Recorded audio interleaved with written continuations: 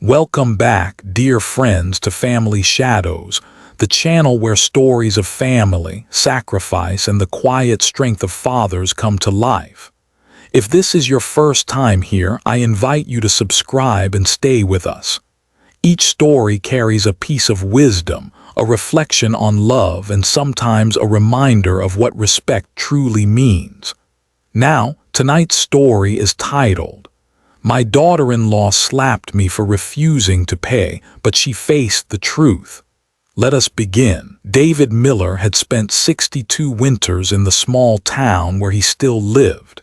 His hands, though trembling slightly now with age, carried the marks of his life's labor, calluses earned from decades as a carpenter. Those hands had built furniture that lasted longer than marriages, repaired homes that had survived storms, and once, long ago, held his wife Mary's hand as gently as if it were spun glass. Mary was gone now. Cancer had taken her 7 years earlier, and David had been living quietly since. He kept the little blue house they had shared, tended to the garden she had once adored, and visited the cemetery on Sundays. Life was quiet, modest, but steady, like the rhythm of a rocking chair. Family, though, was never quiet. That Saturday evening, the Millers gathered for a family dinner at Mark's house. Mark, David's only son, was 35 now, ambitious in career but often hesitant in heart. His wife Sophia was the opposite, decisive, commanding, the kind of woman who could order a room to silence with a single glare. Together they had 2 children, Ethan, 8, and Lily, 5, sweet children who loved their grandfather's stories more than any tablet game. The house smelled of roasted chicken and garlic bread, the kind of meal David always appreciated. He arrived with a bottle of inexpensive but thoughtful wine, a small gesture of gratitude for being invited. Dinner began pleasantly enough. Ethan chattered about his soccer game. Lily showed him the drawing she had made of a house with flowers blooming in the yard. For a moment, David felt the warmth of family, the kind that wrapped itself around you like a quilt on a winter's night. But warmth can turn quickly. After dessert plates were cleared, Sophia leaned forward. Her voice was smooth, almost sweet at first. "Dad," she began, "we have something exciting planned. Ethan's birthday is coming up. We're thinking of throwing him a big party, a real celebration." David smiled. "That sounds lovely. He'll love it." Sophia's eyes flickered, a glint of something sharper than joy. "Yes, we want it to be memorable. A hall, catering, entertainment for the kids, the best of everything. Something our friends will talk about." David nodded slowly, unsure where this was leading. Then she said it. "And we thought it would mean a lot if you covered the expenses. Consider it a gift from Grandpa, something generous, something grand." The table went silent. Mark kept his eyes fixed on his water glass. Ethan was humming softly, unaware of the undercurrent. Lily was whispering to her doll. David let the words settle like dust. He looked at Sophia, then at his son. "I don't mind helping," he said gently, "but a lavish party, that doesn't sound like Ethan. The boy loves soccer in the park and cake with his cousins. Why would we need a ballroom?" Sophia's smile hardened. "Because it matters how we're seen. You've lived simply all your life, David, and that's fine for you. But Mark and I are family. We deserve to shine a little. Don't you want your grandson to feel proud?" There it was, pride, not love, steering the ship. David shook his head slowly. Pride is not what makes a child proud of his grandfather. Love is. Sophia's jaw tightened, her voice lost its sweetness. "So you're saying no?" David looked her square in the eye. "I'm saying I won't pay for a show that has nothing to do with Ethan's happiness."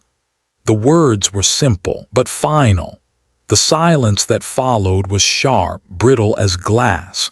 And then, without warning, Sophia's hand shot across the table. The slap echoed in the dining room. Plates rattled. David stumbled back in his chair, the sting blooming across his cheek. Ethan gasped. Lily whimpered. Mark stood halfway, then sat again, torn between his wife's fury and his father's dignity. David steadied himself, one hand gripping the edge of the table. His eyes were not filled with rage, but with something deeper. Disappointment, sorrow, a quiet ache that ran through his chest. He did not speak. Not yet, because sometimes silence is louder than anger. That night would mark the beginning of a storm. And though Sophia thought she had won with that single slap, she had only written the first line of her downfall. The sound of that slap lingered long after it landed, echoing not just in the walls of Mark's dining room but in the chambers of David's heart. He sat there, cheek still stinging, while the family's laughter from earlier evaporated into a silence so heavy it could suffocate. Ethan's fork clattered to the floor. Lily pressed her doll tighter against her chest, her wide eyes searching for safety in a room that suddenly felt unsafe. Sophia, however, seemed unshaken. Her hand returned calmly to her lap as if she had merely brushed a crumb away. She lifted her chin, the faint smirk tugging at her lips, suggesting not regret, but triumph. David steadied himself. The chair beneath him creaked as he shifted, pressing his palm to the wood for balance. His breathing was controlled, though every breath tasted of betrayal. Never in his life, through years of hard labor, through wars of bills and debts, through the cruelest fight of all, watching Mary wither in a hospital bed, never had he been struck with such disregard. Not by a stranger, not even by an enemy, but by his own son's wife. He wanted to look at Mark, to see the indignation in his son's eyes, to hear the words that might restore some dignity to the moment. But Mark's gaze was still lowered, fixed on the condensation dripping down his glass of water. Mark's silence spoke louder than any apology could. "Dad," Mark muttered finally, voice barely more than a whisper, "you know she didn't mean it like that." Sophia turned sharply toward him. "Didn't mean it like that. He embarrassed us in front of our own children. He refuses to do one simple thing for his grandson's happiness." Her tone was crisp, sharp as the crack of the slap itself. David inhaled slowly, fighting the tremor in his voice. "Happiness," he said, almost to himself, "does not come dressed in chandeliers and champagne fountains." The next day, word of the incident traveled, not through gossip from neighbors. Mark's community wasn't the kind to spread whispers across fences, but through Sophia herself. By noon, she was on the phone with her mother, her sister, her closest friends. David overheard nothing directly, but he felt the ripple effects when his church friends approached him after Sunday service. Their eyes darted awkwardly, voices hesitant. "I heard there was some disagreement," one said softly. "Everything all right at Mark's house?" Another asked. David forced a smile, the kind of weary smile that hides bruises on the heart better than on the cheek. "Families disagree," he replied. "We'll work it out." But inside, shame swelled like a tide. Not for what he had done. He knew in his bones his refusal was just, but for the humiliation that Sophia so proudly carried into the world. She wanted people to know she had put him in his place. That evening, Mark called. His voice was tight, rushed, like a man speaking from the hallway at work between meetings. "Dad," he began, "about last night, Sophia's under a lot of stress. Planning the party, managing the kids. She didn't mean to go that far." David leaned against his kitchen counter, staring at the little stack of bills he had been carefully budgeting from his pension. "She slapped me, Mark," he said flatly. "I know," Mark admitted, his voice breaking for the first time. But you have to understand she wants the best for Ethan. It's about appearances, the other families. David cut him off. Since when do appearances feed a child's soul? When you were Ethan's age, your mother and I could barely afford a cake, but you laughed all the same.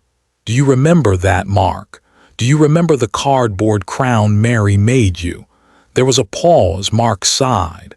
Things are different now. People expect more. Do you expect more? David asked quietly but firmly. The silence on the other end was answer enough. Days passed. The bruise on David's cheek faded, but the sting in his spirit remained. He found himself withdrawing, visiting his grandchildren less, declining dinners. He could not bear the thought of sitting across from Sophia again, of watching her smile, that victorious smile, while Mark swallowed his pride. Yet the world has a way of cornering you when you least expect it. One Thursday afternoon, David received an invitation in the mail. It wasn't written by Sophia. Her handwriting was sharp and practiced. This was rounder, neater. It was Ethan's. Dear Grandpa, please come to my birthday party. It will be fun. There will be balloons. I want you to be there. Love, Ethan. The innocence of the words pierced David's heart. For all the noise of pride and appearances, for all the venom Sophia had poured into the family, here was the truth. A child simply wanted his grandfather present, not his money, not his sponsorship, just his presence. David folded the letter carefully, placed it in the drawer beside Mary's old letters, and whispered aloud, "For you, Ethan, for you." The night of the party arrived. David dressed simply. In the navy blazer Mary had bought him 15 years ago for their anniversary dinner. He arrived on time, carrying a small wrapped box, a soccer ball new and bright, just like the one Ethan had once borrowed from his friends and never returned. The party, however, was not the modest gathering he imagined. The rented hall shimmered with decorations. Chandeliers dangled overhead. Tables were lined with catered dishes David couldn't pronounce. A magician entertained the children, while waiters in white gloves carried trays of sparkling drinks. It was everything Sophia had described, and everything David had opposed. As he stepped inside, heads turned. Sophia's friends, dressed to impress, eyed him with thin smiles. He was the man who had said no, the man Sophia had told them about. "Grandpa!" Ethan's voice rang out. The boy sprinted across the room, wrapping his arms around David's waist. In that moment, every ache in David's body softened. He bent down, kissed his grandson's hair, and handed him the box. Ethan's eyes lit up at the sight of the ball. "It's perfect," he whispered. But across the hall, Sophia's eyes burned. She approached, her heels clicking like accusations against the polished floor. "I told you not to come," she hissed under her breath, her smile frozen in place for the watching guests. David's voice was steady. "I came because my grandson asked me. That is enough." Sophia leaned closer, her words sharp as glass. "Don't embarrass us tonight. Sit quietly. Eat. And remember, this is our party, not yours." David looked at her, and for the first time she saw it. Not fear, not shame, but a calm resolve settling into his eyes. A storm was gathering, not loud, but patient, deliberate. Because humiliation is not the end of a story. It is only the beginning. The music at the hall was too loud for David's liking. It wasn't the kind of music you tapped your foot to. It was the kind that swallowed conversations whole, the kind that made people shout to be heard. Children darted between tables with faces painted like tigers and butterflies. Parents gathered in small circles, sipping champagne, exchanging compliments about the lavishness of the evening. David sat at the edge of it all, his plate untouched.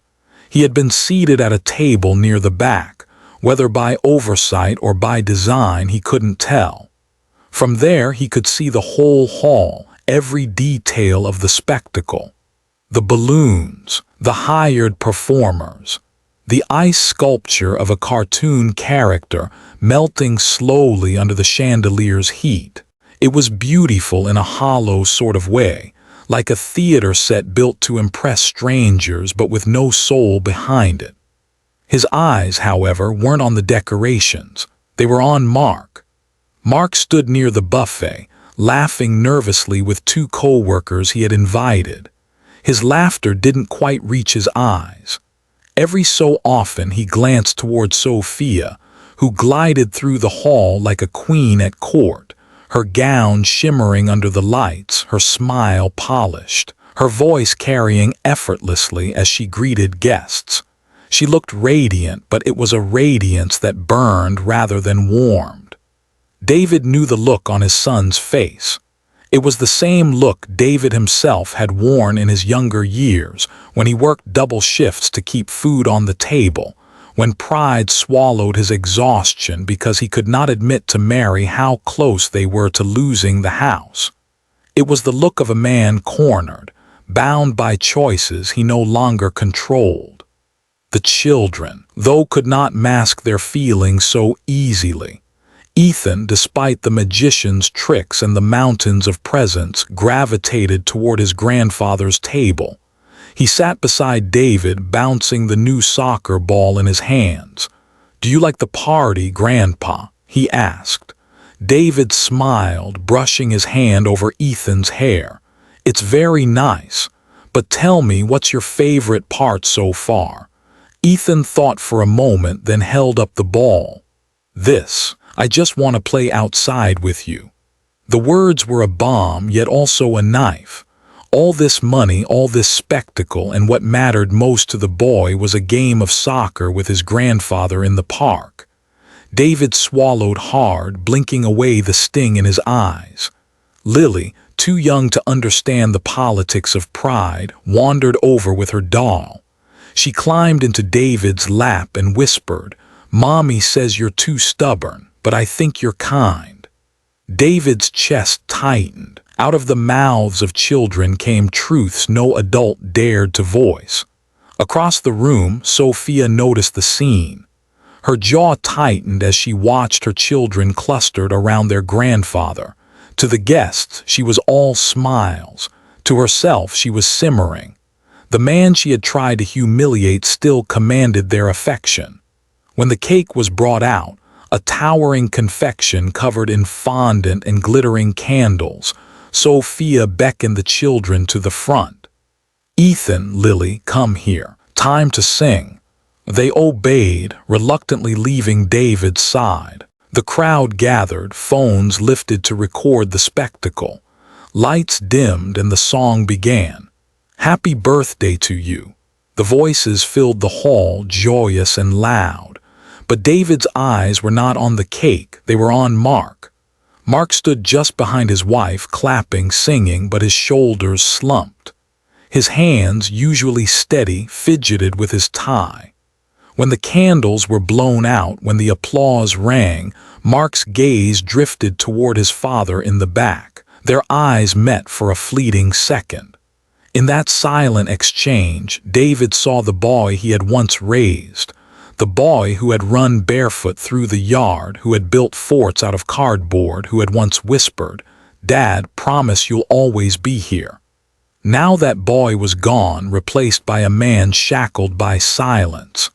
As the evening wore on, David tried to leave quietly. He rose from his seat, slipping toward the doors. But Sophia's voice cut through the music. "Leaving so soon, David?" The room quieted, curious eyes turning toward the confrontation.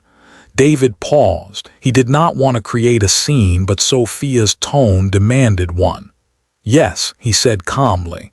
"I've seen what I came to see." Sophia's smile was thin venom disguised as charm. "Well, I do hope you enjoyed yourself.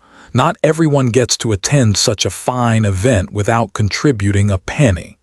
Gasps rippled through the nearby guests. Mark froze, his glass halfway to his lips. Ethan's eyes widened. David felt the weight of every gaze. Humiliation pressed on him like a vice, yet he did not bow. His voice was low, steady, but it carried. "I gave what mattered most," he said, looking toward Ethan and Lily. "My presence, my love, those are gifts no amount of money can buy." The hall was silent. Some guests looked away, uncomfortable. Others murmured to one another. Sophia's smile faltered just for a second. David turned, walked out into the night air, and let the cold wind cleanse him. Behind him, Ethan broke free from the crowd and ran after him, clutching the soccer ball. "Grandpa, wait." David knelt, holding the boy close. Ethan whispered, "I don't care about the party, I just want you." David hugged him tightly, feeling Mary's spirit in that embrace. In the distance, the hall glittered with false light, but here, in the dark with his grandson, was the only truth that mattered. The night after the party, David lay awake in his narrow bed, the moonlight creeping through the thin curtains like an unwelcome guest. The house was silent except for the old clock in the living room, its pendulum swinging like a heartbeat. Tick, tock, tick, tock. Each second a reminder of time passing, of years slipping away, of memories that could never be relived. He turned onto his side, staring at the photograph on the nightstand. Mary's face smiled back at him, forever young, forever frozen in the frame. Her dark hair brushed her shoulders. Her eyes glowed with the softness that had disarmed him the very first time they met. He reached out, tracing the glass with a finger as though he could feel her warmth through it. "Mary," he whispered into the stillness, "you wouldn't believe what happened tonight." But maybe she would. Mary had always seen deeper than others. She had warned him gently when Sophia first joined the family. "She loves Mark, but she loves what the world thinks of her even more. Be careful, David. Don't let pride take root where love should grow." At the time, he had brushed it off. He wanted to believe his son's choice was guided by love alone. Now, years later, Mary's words echoed like prophecy. Sleep would not come. Instead, memories crowded in. He remembered the lean years when he and Mary had nothing but determination. Their first apartment had been so small that their bed touched the kitchen wall. The wallpaper peeled in corners, and the bathroom faucet never stopped dripping. Yet those walls were filled with laughter. Mary could turn a half-empty pantry into a feast, could make a rainy day into an adventure. When Mark was born, David worked every overtime shift he could find. He would come home with his hands blistered, his back aching, but his heart full because Mary would be there, rocking the baby, whispering lullabies. They never had much, but they had enough. More importantly, they had respect for one another. Respect, that word cut him now like glass. Sophia's slap was not just a blow to his cheek. It was a wound to his dignity, a wound that tore open old scars he had thought long healed. When Mary had been sick, when the hospital bills mounted, he had begged the bank for leniency. He had stood in front of strangers in ties and pleaded for mercy, his pride stripped bare. Yet even then, he had never been humiliated in the eyes of his family. Now, in his own son's home, surrounded by guests, his worth had been measured in dollars, his dignity in what he could pay. He sat up, swinging his legs over the edge of the bed. The floorboards creaked beneath his weight. He walked to the small oak chest in the corner of the room. It was old, worn smooth by years of use. He lifted the lid. Inside were relics of a life lived simply but honestly. Mary's wedding dress, folded carefully, a bundle of letters tied with ribbon, the deed to the house he had built with his own hands, and beneath it all an old leather-bound ledger. He opened the ledger, its pages yellowed with time. His handwriting filled each line, records of every paycheck, every loan repaid, every sacrifice made. He had kept it not for pride, but for memory. A testament to perseverance. Flipping through the pages, his eyes caught on one entry. January 1994, sold truck to pay Mark's tuition. Mary said it was worth it. He'll have the life we couldn't. David closed the book, pressing it against his chest. He had given so much, perhaps too much. He had thought love was enough to bind the family together, but love without respect was fragile, like a bridge missing its beams. In the darkness, he spoke aloud as though Mary were listening. "They see me as a burden, Mary, a wallet, nothing more." I wanted to believe Mark would stand up, but he stayed silent. "And she struck me in front of our grandchildren." His voice trembled, then steadied. "But I won't let that be the final word. I won't let Ethan and Lily grow up thinking this is how you treat family. I owe you more than silence. I owe them more." The resolve rose slowly, like dawn breaking after a long night. He placed the ledger back into the chest, but left the deed and documents on top. He stared at them for a long moment, a thought taking shape in his mind. A plan, not born of revenge, but of justice. Quiet, deliberate justice, the kind Mary would have understood. The days that followed were heavy with unspoken tension. Mark called once or twice, his words clipped, evasive. Sophia did not call at all, but Ethan's soccer ball sat in the backseat of David's car, waiting for the next game at the park. That ball was a reminder of what mattered, the children. They were still innocent. They still saw him not as a burden, but as a grandfather. One Saturday morning, David drove past the bank downtown. He slowed, staring at the brick building, its tall windows reflecting the morning sun. He hadn't been inside in months, but he knew soon he would walk through those doors again. Not as a desperate man pleading for mercy, but as a man taking control of his legacy. For now, though, he went home. He brewed himself a cup of coffee, sat at the kitchen table, and unfolded one of Mary's old letters. Her handwriting curled across the page, steady and graceful. "Remember, David, life will test you, people will disappoint you, but your worth is not theirs to measure. Hold your head high, keep your heart steady, choose dignity always." He read the words over and over until they felt carved into his soul. Yes, dignity, that was the path forward. The wound Sophia had opened was deep, but wounds, David knew, could also harden into strength. The bruise on his cheek had faded, but the bruise on his spirit had done something more. It had awakened him. And though neither Mark nor Sophia yet knew it, the balance of power in the family was about to shift. Not through anger, not through vengeance, but through the quiet, steady hand of a father who had endured too much to be silenced.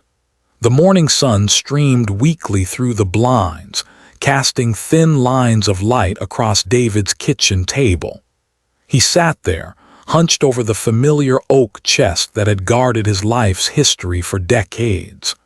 The chest creaked when he opened it, as though it too bore the weight of years gone by. Inside, among Mary's keepsakes, lay the documents he had pulled out in the quiet of the night.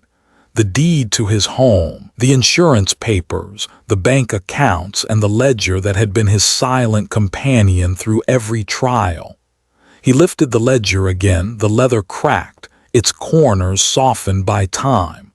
As he turned its pages, his own handwriting stared back at him. Each entry was a story, each number a sacrifice. August 1987, sold Mary's piano to cover Mark's medical bills after the accident. June 1992, extra shifts, enough to buy Mark his first car. Mary worried I'd collapse, but smiled when he drove it home. December 2001, took second mortgage, promised Mary we'd recover. She held my hand and believed me. David's throat tightened. Every line testified not only to his labor but to his love, a record of a father who had given everything. And now, the irony. The son for whom he had sacrificed so much stood silently by while his wife struck him, while she demanded more, while she reduced him to a number again. David closed the book and pressed his palm against its cover. "Not anymore," he whispered. He laid out the documents in careful order, as though setting the pieces of a puzzle: deed, savings, the insurance settlement Mary had insisted he keep untouched for a rainy day. He realized now that the rainy day had come, not of finances but of dignity. There was more here than Sophia or even Mark realized. They saw an aging man with a modest pension, a man who lived simply. They had no idea the sacrifices and savings had accumulated into something more substantial. Not wealth by the world's standards, but enough to matter, enough to tempt, enough to be fought over. He thought of Ethan and Lily. They were still untainted by the greed that poisoned adults. They loved him not for what he could give, but simply because he was their grandpa. It was to them he owed his legacy. The idea formed slowly, like dawn breaking over a dark horizon. A trust, a safeguard, a way to take what little he had and ensure it would not be twisted into Sophia's hands. Mary would have approved. He could almost hear her voice. "Protect the children. Teach them by your actions. Leave them something greater than money. Leave them an example." That afternoon, David took the ledger with him to the bank. The clerk behind the counter recognized him, a man who had spent years walking in and out of that building with deposits small but consistent, never flashy, never failing. "Mr. Miller," she greeted politely, "what brings you in today?" He held the ledger in his hands like a shield. "I'd like to speak to someone about setting up a trust fund." She raised her brows, then nodded, gesturing him to a private office. The banker who met with him was younger than Mark, hair slicked back, smile professional. He explained the details, how assets could be placed into a trust, how beneficiaries could be named, how control would be protected. David listened carefully, asking quiet questions, his weathered hands folded over the table. "And who would you like the beneficiaries to be?" The banker asked finally. David's voice did not tremble. "My grandchildren, Ethan and Lily." That evening, back at his home, David sat again before Mary's photograph. He told her everything as though she were still there at the kitchen table with him, sipping tea. "I didn't tell Mark," he said, "and I certainly didn't tell her. They don't need to know yet, but when the time comes, they'll see. Not because I want revenge, Mary, but because I want our grandchildren to know love is stronger than pride." The photograph gave no answer, but the silence felt approving. The following weekend, David returned to Mark's house. Sophia greeted him at the door with a smile too sweet to be real, her eyes scanning him as though to measure how much humiliation he had swallowed since the last time. "David," she said, "I'm glad you came.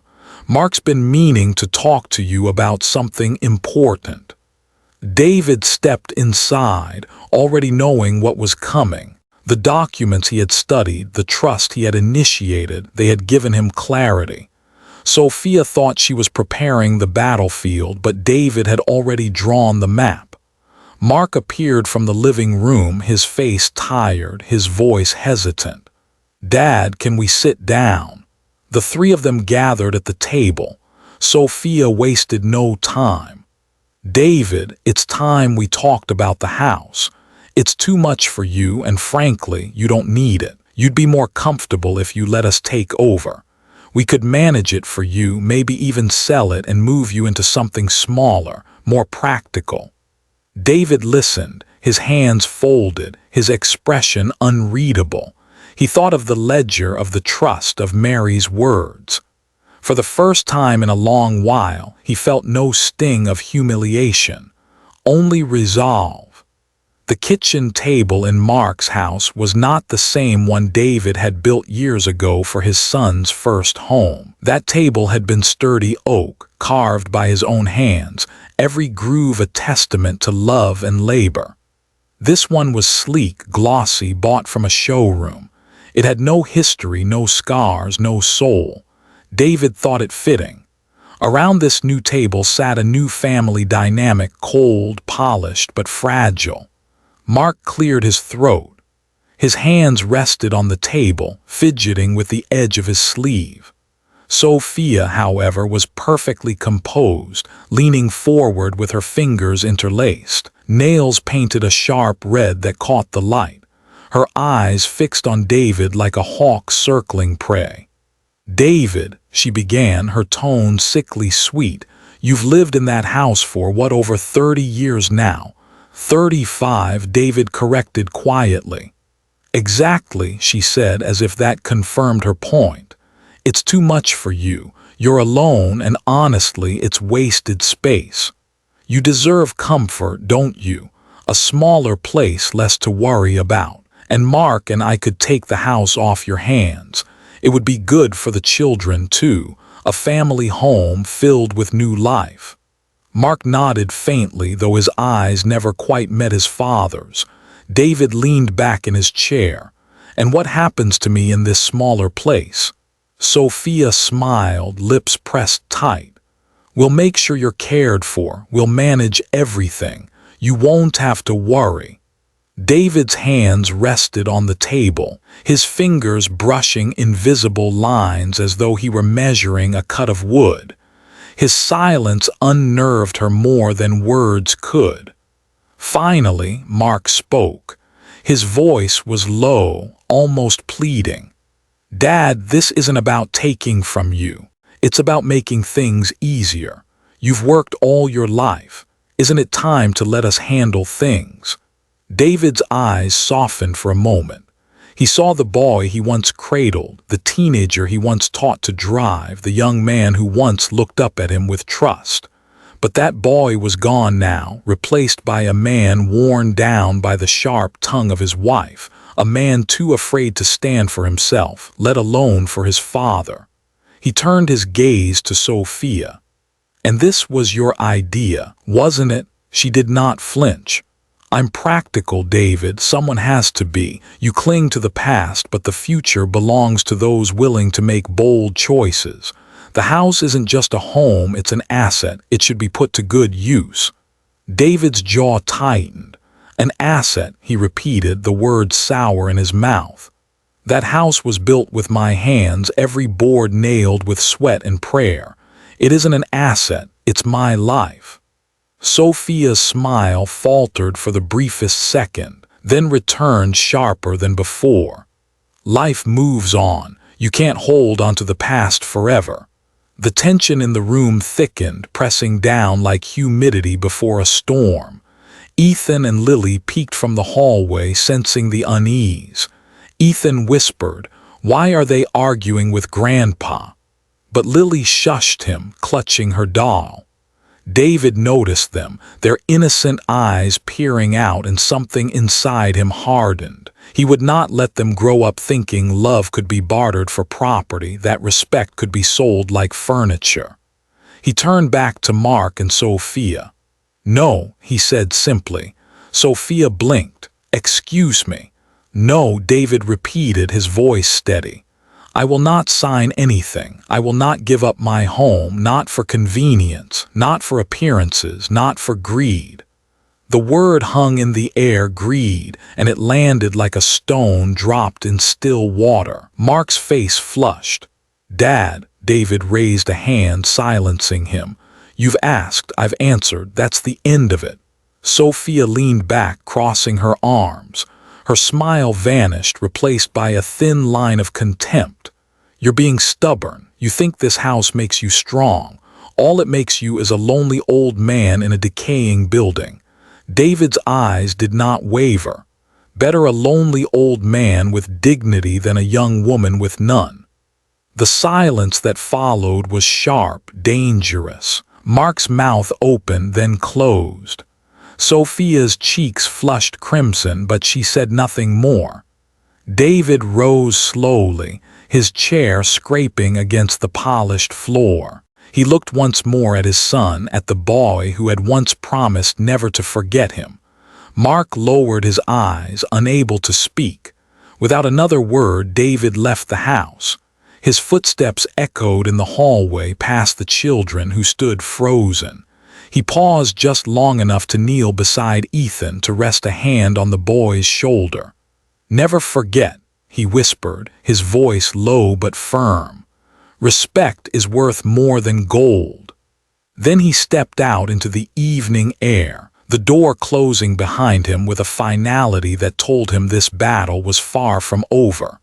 And yet within him there was no despair, only resolve, because the cold demand had been made, and now the answer would be written not with words but with action. The next morning David rose earlier than usual. Dawn had only just begun to tint the horizon, painting the sky in faint strokes of orange and gray. He dressed deliberately, a pressed shirt, the blazer Mary had bought him so many years ago, polished shoes that creaked faintly when he walked. Today, he thought, was not a day for routine. Today was for justice, quiet justice. On the kitchen table lay a neat stack of documents, the deed, the savings papers, the insurance policies, and the ledger. He touched each one as though drawing strength from the memories they carried. Then he slipped them into a worn leather folder, tucked it under his arm, and locked the door behind him. The streets were still half asleep as he drove to the bank. Shopkeepers were pulling up shutters, joggers moved briskly along sidewalks, and children waited for school buses with backpacks too large for their shoulders. Ordinary life unfolded around him, but for David the day carried extraordinary weight. When he entered the bank, the air was cool, the walls lined with polished wood panels. The clerk at the front desk smiled politely, recognizing him. "Good morning, Mr. Miller, here to see Mr. Daniels again." David nodded. "Yes, today's the day." Mr. Daniels, the young banker with the slicked-back hair, ushered him into a private office. Papers were already prepared, neatly stacked on the desk. "Mr. Miller," Daniels said, his voice professional but warmer now with familiarity, "I've drawn up the trust documents as you requested. Once signed, the assets you've listed will be placed into an irrevocable trust, designated to your grandchildren, Ethan and Lily Miller. Until they come of age, the funds and property will be managed strictly according to your terms. No interference from parents or outside parties." David exhaled slowly, the weight in his chest easing. "And there's no way for anyone to overturn this." Daniels shook his head. "Not unless you revoke it while you're alive. Once finalized, it is binding." David's hand hovered over the pen. For a brief moment, he imagined Mary standing beside him, her gentle hand resting over his. He heard her voice, not in sorrow but in encouragement. "Do what protects them. Do what honors your heart." He pressed the pen to the paper and signed his name with a steady hand. That afternoon, David called Mark. "Meet me at the bank," he said simply. "Bring Sophia." There was hesitation on the other end, a nervous pause. "Dad, what's this about?" "You'll see," David replied. "It's time we spoke where truth cannot hide." The meeting room at the bank was quiet, sunlight streaming through tall windows. Mark and Sophia arrived, Sophia in a crisp blazer, her heels clicking against the floor, Mark looking weary, his tie slightly askew. They entered with suspicion etched across their faces. "Dad," Mark began, "why here?" David stood at the head of the table, folder laid open before him. He gestured for them to sit. Because too much has been said in houses where respect no longer lives. Here, we deal in clarity. Sophia leaned back in her chair, smirking faintly. So what is this? Are you finally ready to make the sensible choice? David's eyes locked on hers, unwavering. I've already made my choice. He slid the signed documents across the table. I've placed everything I own, my house, my savings, what little I've earned into a trust, for Ethan and Lily, not for you, not for Mark, for them. When they are old enough, it will belong to them, untouched by anyone else. The color drained from Sophia's face. You can't, she began, but the banker interrupted calmly. He can, Mrs. Miller, and he has. It is legally binding.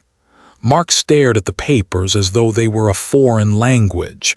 His lips moved, but no sound came. David's voice was calm, measured. I have given all my life, Mark. Every hour of labor, every dollar saved, every sacrifice. Your mother and I gave it freely for you.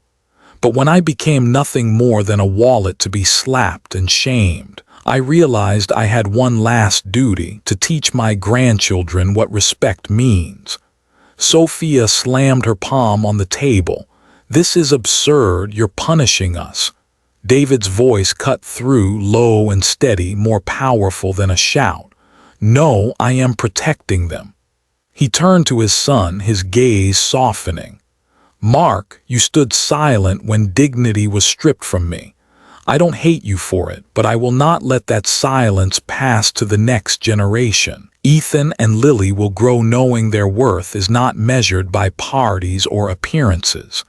They will grow knowing their grandfather loved them enough to give them more than money. He gave them his honor. Mark's eyes filled with tears, shame flooding his face. Sophia sat frozen, her lips pressed tight, fury warring with disbelief. David gathered his folder, tucking it under his arm once more. He paused at the door, looking back only once. The slap you gave me, Sophia, will fade from my cheek, but the lesson I leave today will not fade from this family. With that, he stepped into the hall, the door closing softly behind him, leaving silence in his wake. The days after the meeting at the bank were quieter than David expected. He had braced himself for calls filled with shouting, for angry visits at his door, for Sophia's sharp voice breaking into his peace. But instead, there was silence. A silence that carried not reconciliation, but resignation. Mark did not call. Sophia did not appear. David understood this silence well. It was the silence of pride, the kind that wrapped itself around a wound too raw to touch. But it did not trouble him. For the first time in many years, he felt light, unburdened. Each morning he returned to his routines. He watered the small patch of garden Mary had once tended, pulling weeds with careful hands. He brewed coffee, the aroma filling the modest kitchen. He sat by the window with the morning paper, though his eyes often drifted instead to the soccer ball resting in the corner, Ethan's ball, still carrying the grass stains of their last game in the park. And then, one Saturday, a knock came at the door. When he opened it, Ethan and Lily stood there, smiling, cheeks flushed from the cold. Ethan clutched the soccer ball, Lily holding her doll tight. Mom said we could visit, Ethan explained, his voice carrying both excitement and hesitation. David's heart warmed. Well then, he said, kneeling to their level, I think we have a game waiting, don't we? They spent the afternoon at the park. The sun broke through gray clouds as Ethan ran across the field, chasing the ball with all the energy of youth. Lily laughed, her doll bouncing in her arms as she clapped for every goal. David played too, though slower, his knees aching, his breath short, but he played, because every kick of the ball was a declaration he was not broken. When they sat on the bench afterward, Ethan leaned against him. Grandpa, he said softly, Mom was mad after the bank. but I don't care. I'm glad you did what you did. I want to live in your house when I'm older. I want to keep it just the way you built it." Tears filled David's eyes. He placed a hand on the boy's shoulder. "Then promise me this, Ethan. Promise me you'll always treat people with respect, that you'll never measure someone's worth by money or parties, but by love." "I promise," Ethan whispered. Lily, too young to fully understand, leaned into him with a smile. "You're the best, Grandpa," she said simply, and in that innocence was all the validation David needed. That night, David returned home and sat once more before Mary's photograph. He told her everything: the trust, the confrontation, the silence, the visit from the grandchildren, the promise Ethan had made. He felt in the quiet glow of the lamp as if she were listening still. "You were right, Mary," he said softly. "Dignity isn't something anyone can take unless we hand it over. And I didn't. I won't. Our grandchildren will grow knowing that." He closed his eyes, a small smile forming. For the first time in years, he felt not only like a survivor, but like a guardian of something greater than himself. A legacy of respect. Families fracture. Pride can poison love. But in the end, it is not money that binds generations. It is the quiet, steadfast dignity of those who refuse to let respect die. David had been slapped, humiliated, and underestimated. Yet he had risen, not with anger, but with a plan that spoke louder than words. His justice was not in revenge, but in legacy. And in that legacy, his grandchildren would inherit not just a house, but a lesson. That true worth lies not in wealth, but in the respect we give and the love we keep alive. Dear friends, thank you for listening to this story on Family Shadows. May it remind us all of the quiet strength that lives in every father, every parent who chooses dignity over despair. If you haven't already, I invite you to subscribe so you won't miss the next story we share together. From my heart to yours, I wish you good health, happiness, and the blessing of a family built on love and respect. Stay well and cherish those you hold dear.